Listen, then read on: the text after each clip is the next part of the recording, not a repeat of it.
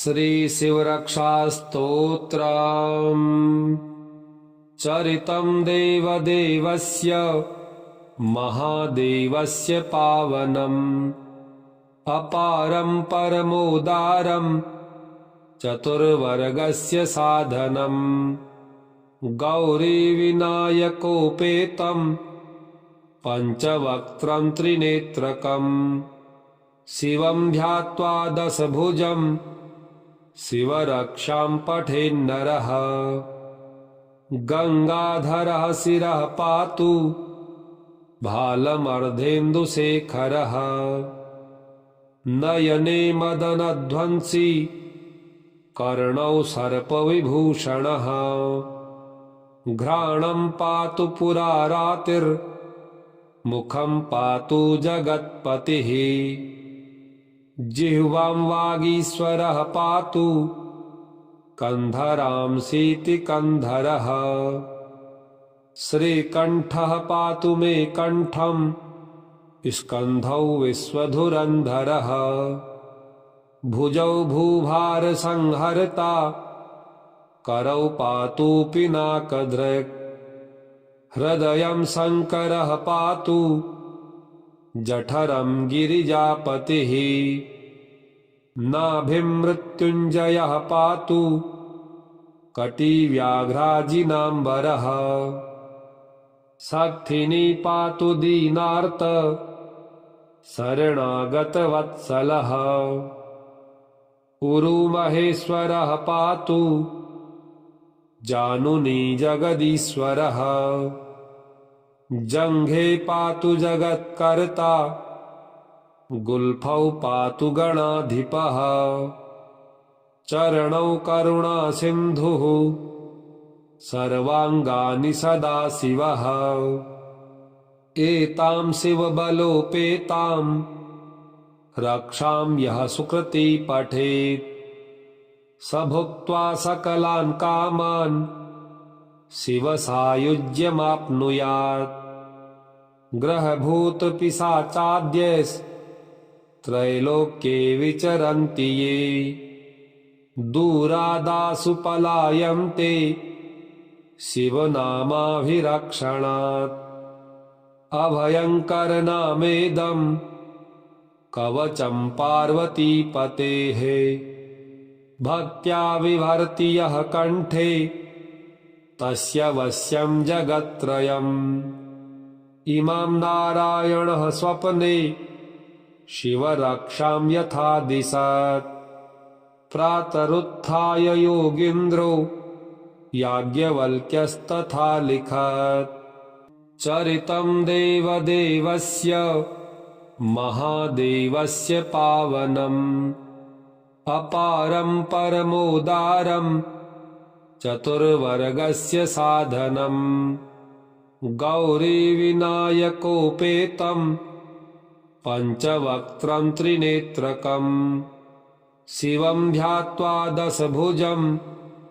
शिवरक्षां पठेन्नरः गंगाधरः शिरः पातु भालमर्धेन्दुशेखरः नयने मदनध्वंसी कर्णौ सर्पविभूषणः घ्राणं पातु पुरारातिर्मुखं पातु जगत्पतिः जिह्वां वागीश्वरः पातु कन्धरांसीति कन्धरः श्रीकण्ठः पातु मे कण्ठं स्कन्धौ विश्वधुरन्धरः भुजौ भूभारसंहर्ता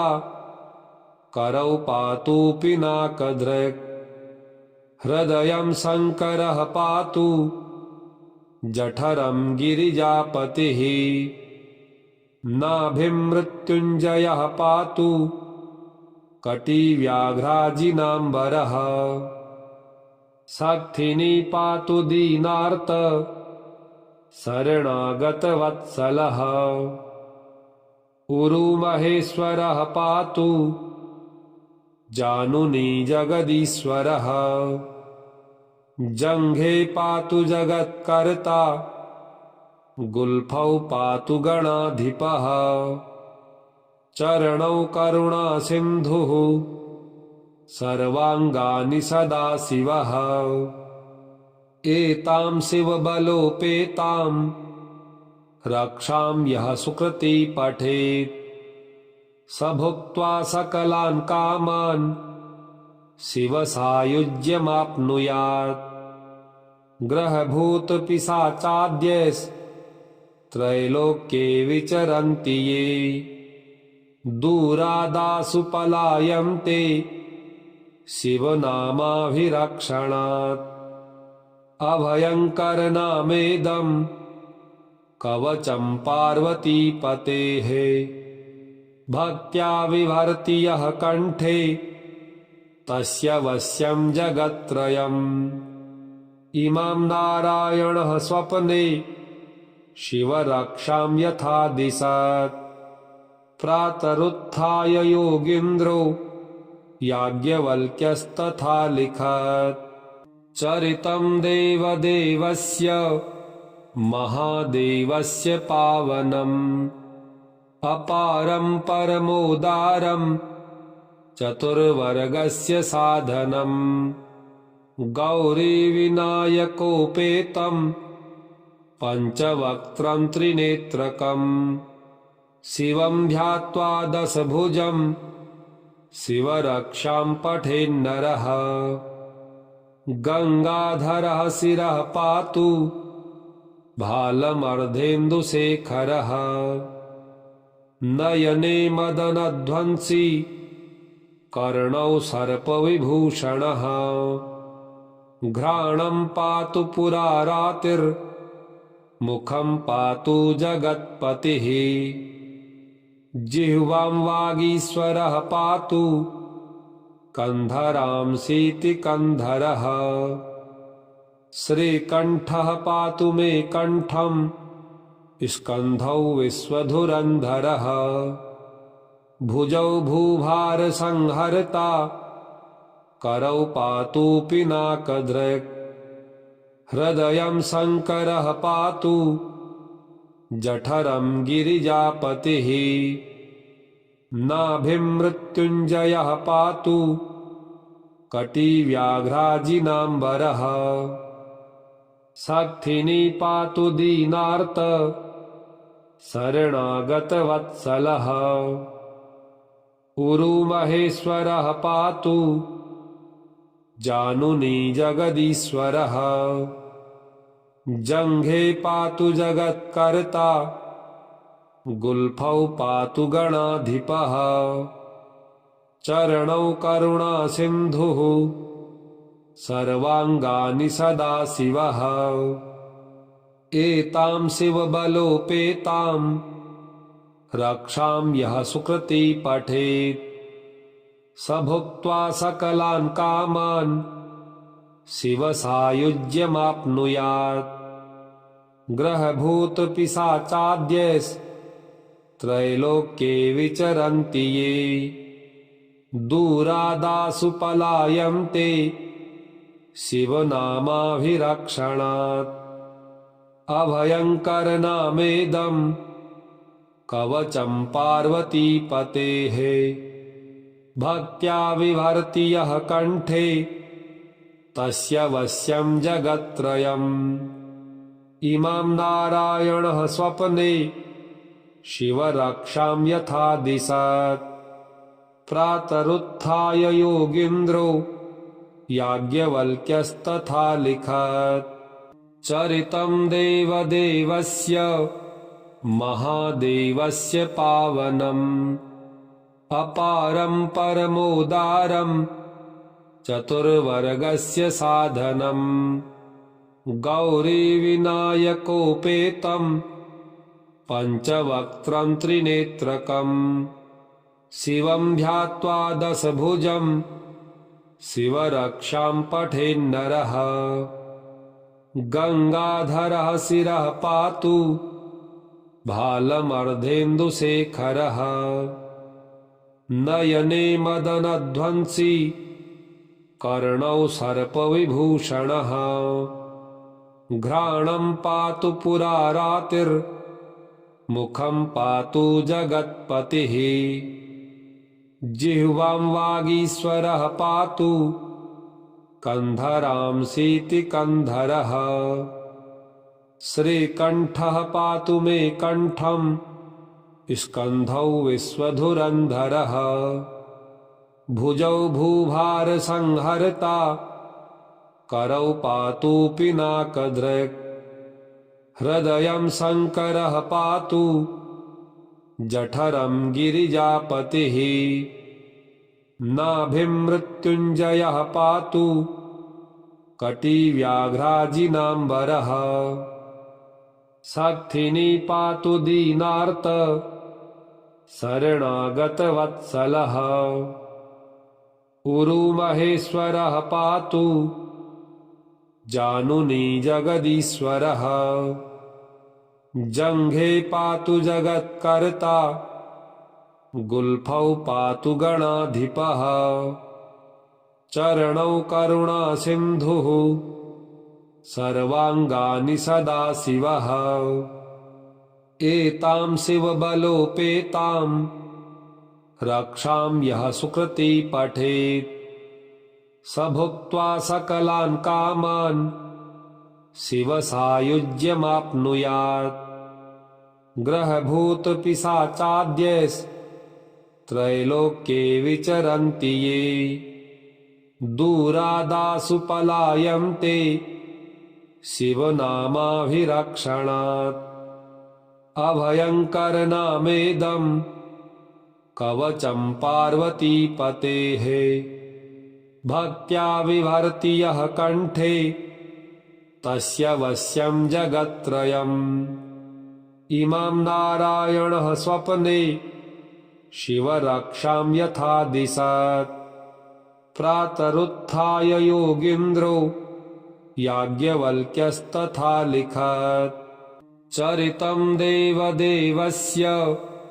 महादेवस्य पावनम् अपारं परमोदारं चतुर्वर्गस्य साधनम् गौरीविनायकोपेतं पञ्चवक्त्रं त्रिनेत्रकम् शिवं ध्यात्वा दशभुजं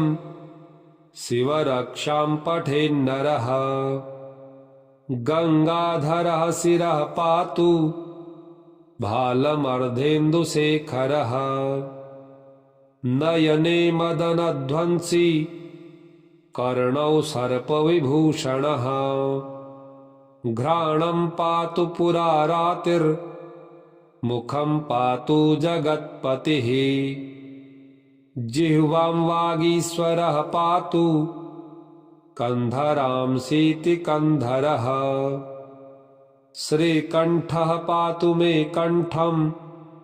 स्कन्धौ विश्वधुरन्धरः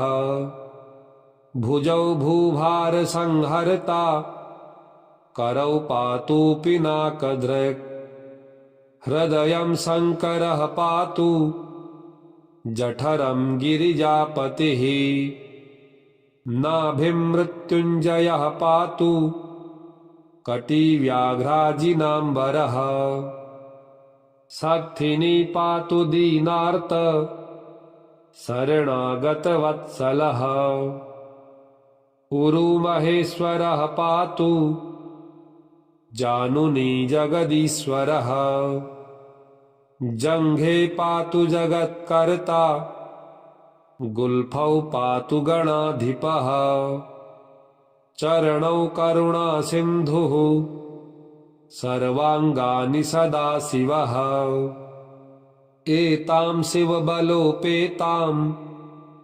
रक्षां यः सुकृती पठेत् स भुक्त्वा सकलान् कामान् शिवसायुज्यमाप्नुयात् ग्रहभूतपिशाचाद्यैस्त्रैलोक्ये विचरन्ति ये दूरादासु पलायन्ते शिवनामाभिरक्षणात् अभयङ्करनामेदं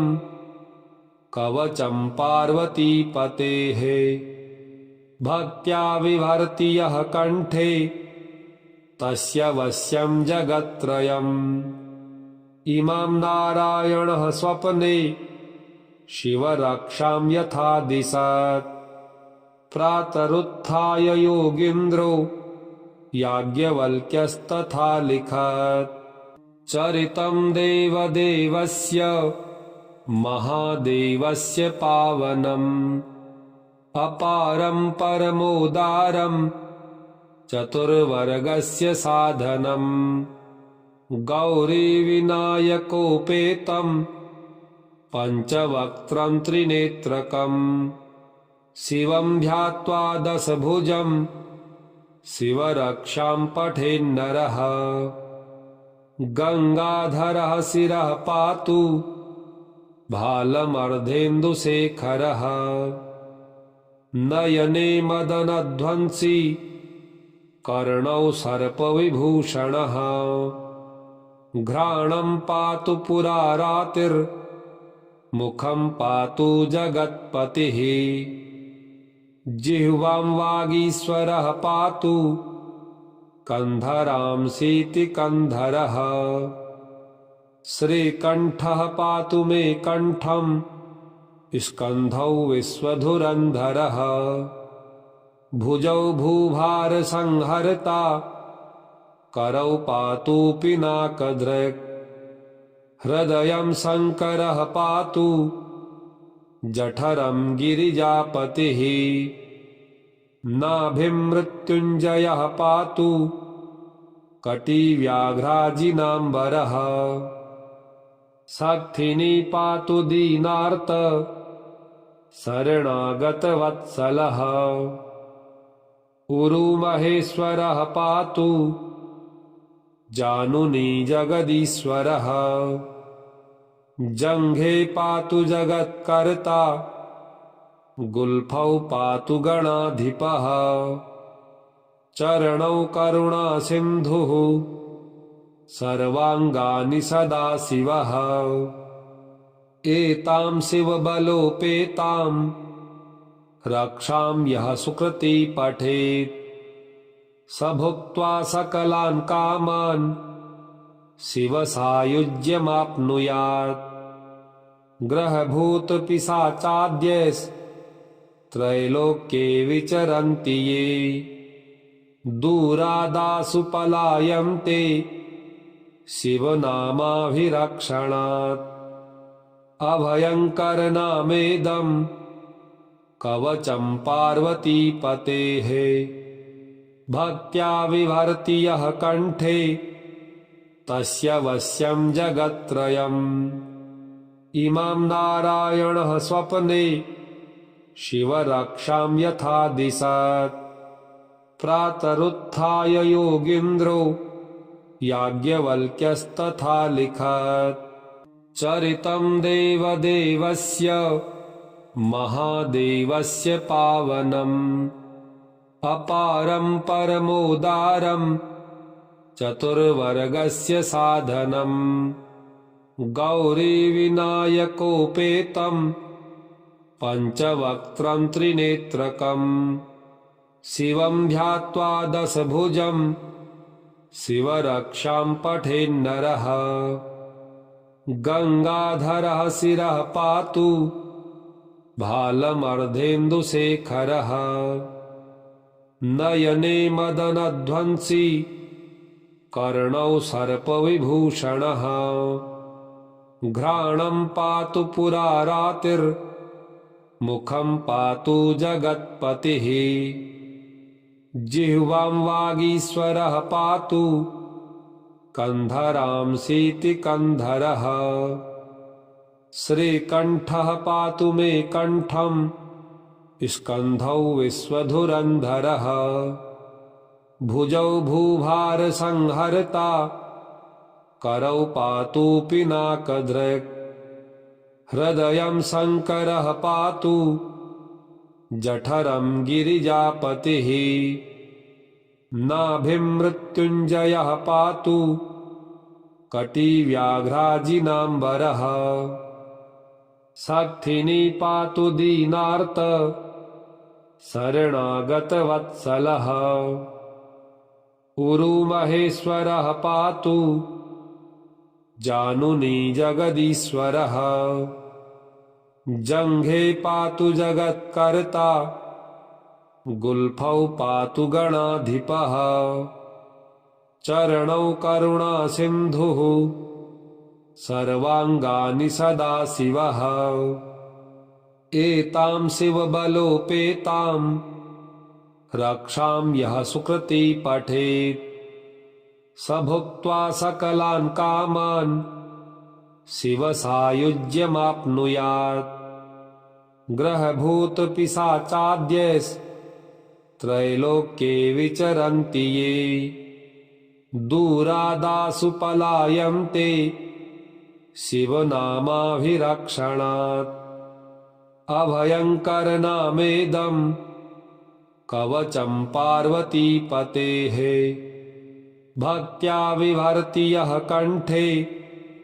तस्य वश्यं जगत्त्रयम् इमां नारायणः स्वप्ने शिवरक्षां यथा दिशत् प्रातरुत्थाय योगीन्द्रो याज्ञवल्क्यस्तथा लिखत् चरितं देवदेवस्य महादेवस्य पावनम्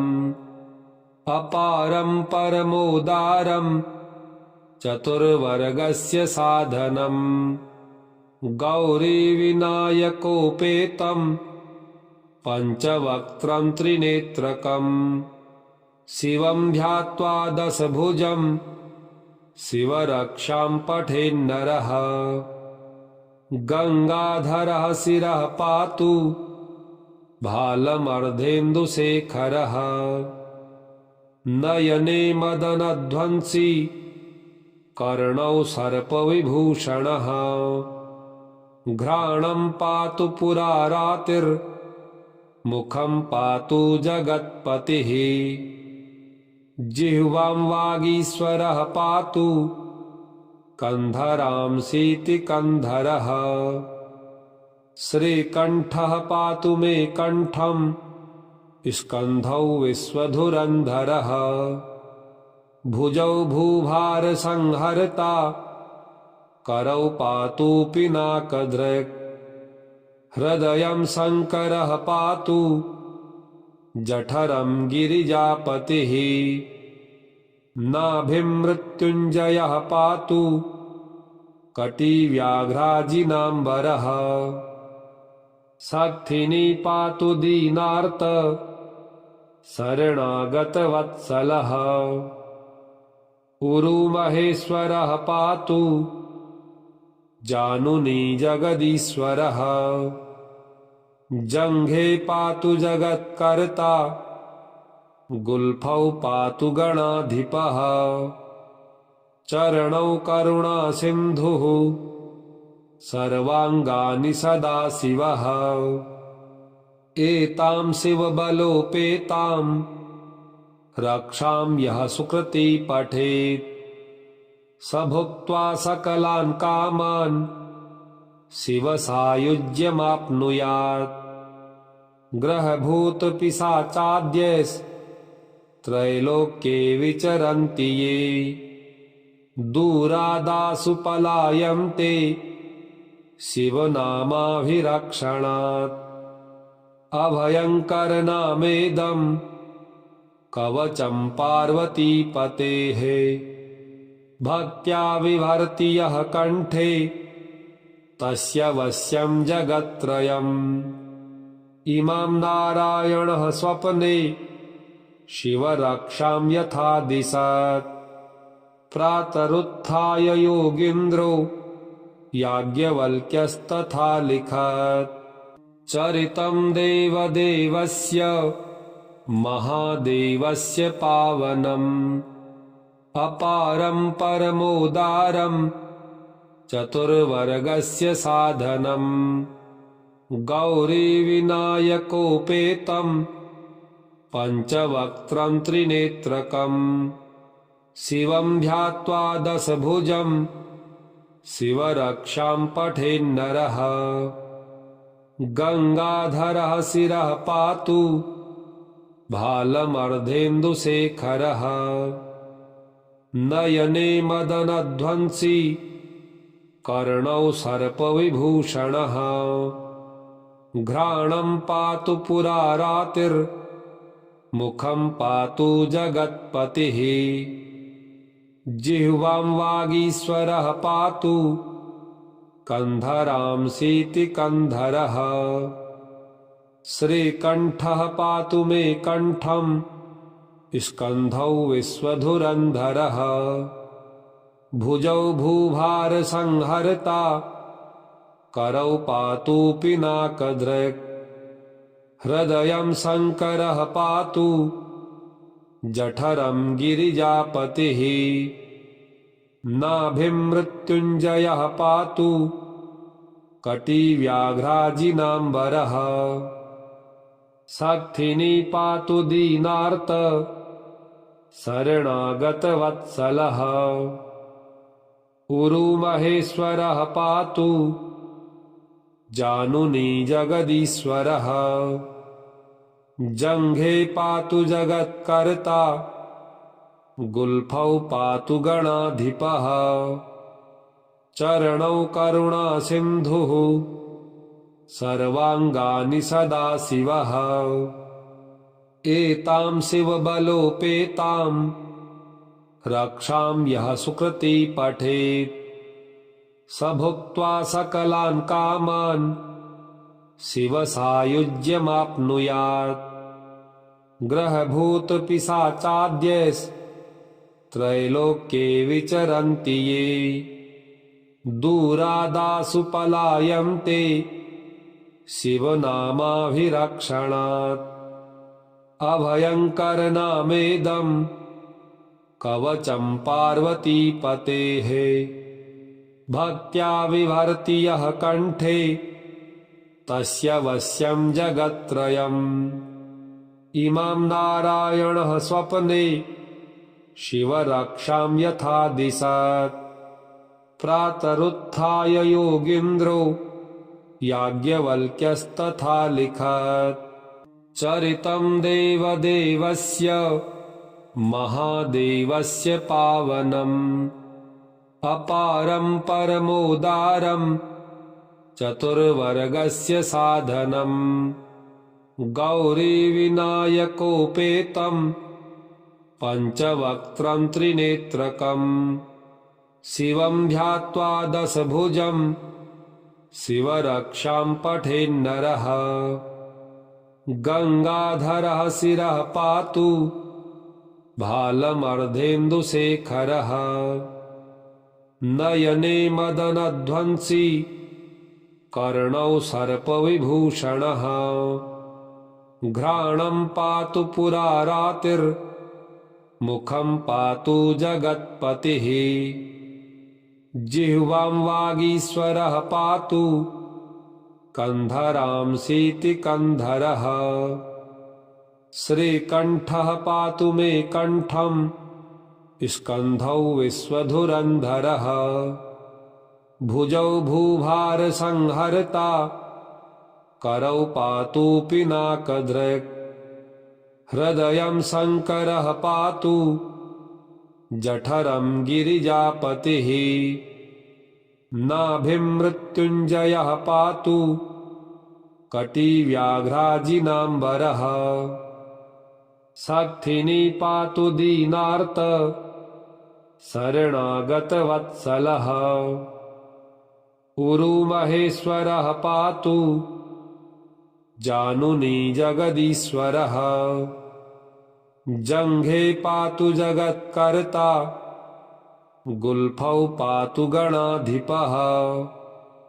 चरणौ करुणासिन्धुः सर्वाङ्गानि सदाशिवः एतां शिवबलोपेतां रक्षां यः सुकृती पठेत् स भुक्त्वा सकलान् कामान् शिवसायुज्यमाप्नुयात् ग्रहभूतपिशाचाद्यैस्त्रैलोक्ये विचरन्ति ये दूरादासु पलायन्ते शिवनामाभिरक्षणात् अभयङ्करनामेदं कवचं पार्वतीपतेः भक्त्या विभर्ति यः कण्ठे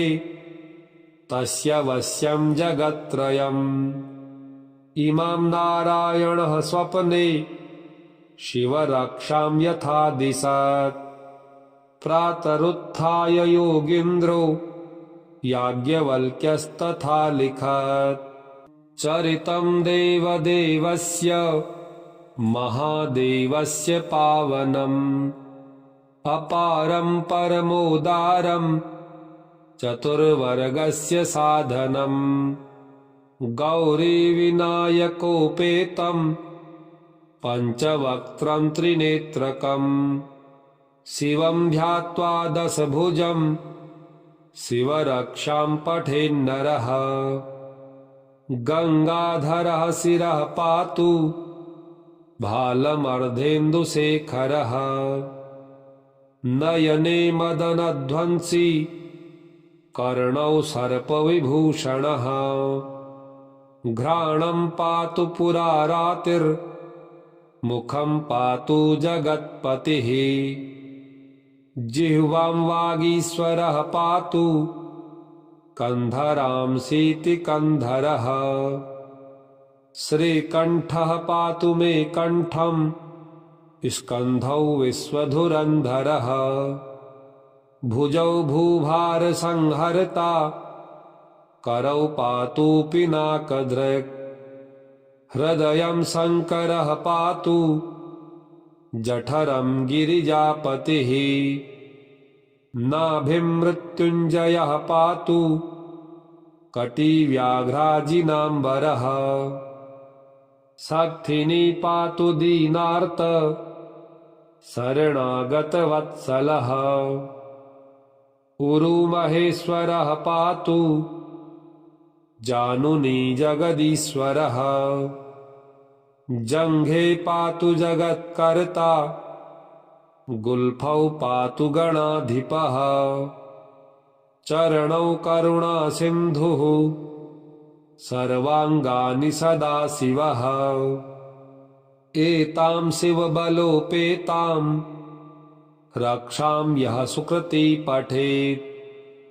स भुक्त्वा सकलान् कामान् शिवसायुज्यमाप्नुयात् ग्रहभूतपिशाचाद्यैस्त्रैलोक्ये विचरन्ति ये दूरादासु पलायन्ते शिवनामाभिरक्षणात् अभयङ्करनामेदं कवचं पार्वतीपतेः भक्त्या विभर्ति यः कण्ठे तस्य वश्यं जगत्त्रयम् इमं नारायणः स्वप्ने शिवरक्षां यथा दिशत् प्रातरुत्थाय योगीन्द्रो याज्ञवल्क्यस्तथा लिखत् इति श्री याज्ञवल्क्य प्रोक्तम् श्री शिवरक्षास्तोत्रम् श्री शिवार्पणमस्तु। ओम श्री सांब सदाशिवाय नमः।